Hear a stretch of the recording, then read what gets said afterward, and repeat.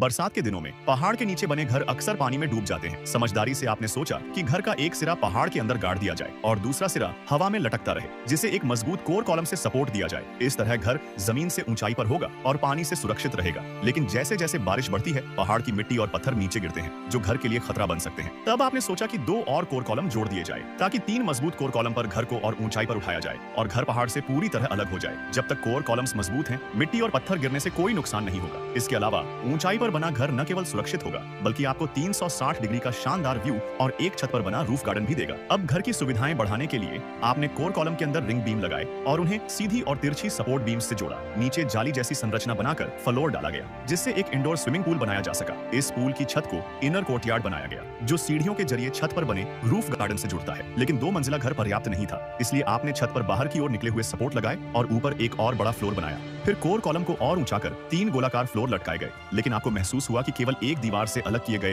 Housing units सुरक्षित नहीं हैं। तब आपने सोचा कि घर का नक्शा जिग-जैग आकार में बनाया जाए, एक तरफ मजबूत पत्थर की दीवार और दूसरी तरफ पारदर्शी ग्लास बैल्कनी। इससे 2 पड़ोसी हाउसिंग यूनिट्स को मजबूत पत्थर की दीवार से अलग किया जा सकता है। अंत में आपने घर की छत से पहाड़ की सड़क तक एक पारदर्शी ग्लास ब्रिज बनाया। बधाई हो, आपने ड्रुज़बा सैनिटोरियम का डिजाइन तैयार कर लिया है।